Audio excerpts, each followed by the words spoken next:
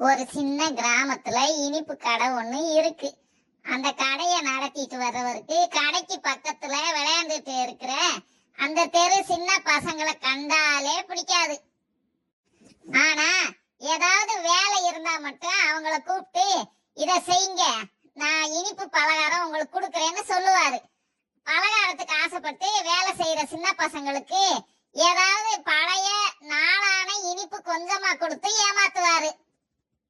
ஒரு தடவை புதுசா செஞ்ச பலகாரங்களை வைக்க 30 மண்பானைகள் தேவையா இருந்துச்சு.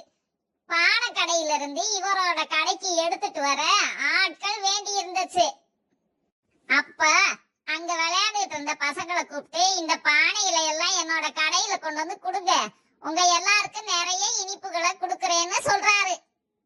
நிறைய இனிப்பு கிடைக்க போற சந்தோஷத்துல பார்த்து பத்திரமா எல்லா பானைகளையும் கடையில கொண்டு வந்து வச்சிடுறாங்க அந்த சின்ன பசங்க. ஆனா அந்த சமயம் அவர்கிட்ட எல்லா பலகாரமும் புதுசா போட்டது மட்டும்தான் இருக்கு. அத அவங்களுக்கு கொடுக்க மனசு வராத கடைக்காரரு, போங்கடா போங்க போங்க, இன்னொரு நாளைக்கு பாப்போம்னு பத்தி விட்டுறாரு. நல்லா நாம ஏமாந்துட்டோமேன்னு புலம்பிக்கிட்ட எல்லா பசங்களும் அங்க இருந்து தெருவுல போயிட்டு இருக்காங்க. அப்ப அந்த வழியா வந்த பக்கத்து ஊரு கோபாலு, ஏன் இப்படி கவலையா புலம்பிட்டு போறீங்க, இந்த மாமாட்ட சொல்லுங்கன்னு கரிசனையா கேட்கவும் நடந்ததை எல்லாம் சொல்றாங்க. அப்ப நீங்க எல்லாரும் இங்கேயே இருங்க, நான் கொஞ்ச நேரத்திலே வந்துடுறேன்ட்டு போன கோபாலு இனிப்பு கடையை எட்டி பாக்குறாரு.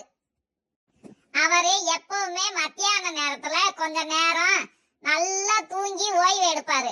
அந்த நேரத்துல அவரோட சின்ன வயசு மகன் தான் கடையை பாத்துக்குவான். அதே மதிய நேரமானதால கடைக்காரரு உள்ள கொரட்டை விட்டு தூங்கிட்டு இருக்கவும் அவரோட சின்ன மகன் தான் கடையில உட்கார்ந்து இருக்கான்.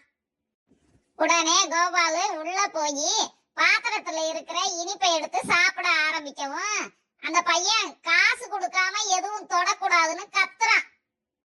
அதுக்கு கோபாலும், தம்பி உன்னோட அப்பாவுக்கு என்ன நல்லா தெரியும், நான் இப்படி இனிப்பு சாப்பிட்டாலும் அவர் ஒண்ணுமே சொல்ல மாட்டாரு, என் பேரு எறும்பு, நீயே போய் உங்க அப்பாட்ட கூட கேளுன்னு சொல்லவும் அவன் போய், அப்பா கடைக்குள்ள எறும்பு வந்து நான் சொல்ல சொல்ல கேட்காம இனிப்ப சாப்பிடுதுன்னு சொல்றான். தூக்கம் கலைஞ்சதால எரிச்சலான கடை முதலாளி, என் தூக்கத்தை கெடுக்காத, எறும்பு தானே எவ்வளவு வேணாலும் தின்னட்டும், நீ கத்தாதன்னு சொல்லிட்டு திரும்ப படுத்துக்கிறாரு. திரும்பி வந்த பையன்கிட்ட, என்னப்பா உன்னோட அப்பா என்ன சொன்னாருன்னு கேட்கவும், சரி எவ்வளவு வேணாலும் எறும்பு எடுத்துக்கிட்டேன்னு சொல்லிட்டாரு அப்படின்னு சொன்ன உடனே ஒரு பாத்திரம் நிறைய இருந்த இனிப்பை எடுத்துக்கிட்டு அங்க இருந்து கிளம்புறாரு கோபாலு. அந்த இனிப்புகளை அந்த தெரு பசங்க எல்லாருக்கும் கொடுத்துட்டு, வேலைக்கு கூலி தராம ஏமாத்தினா இப்படிதான் நடக்கும்னு சொல்லிட்டு நடந்து போயிட்டே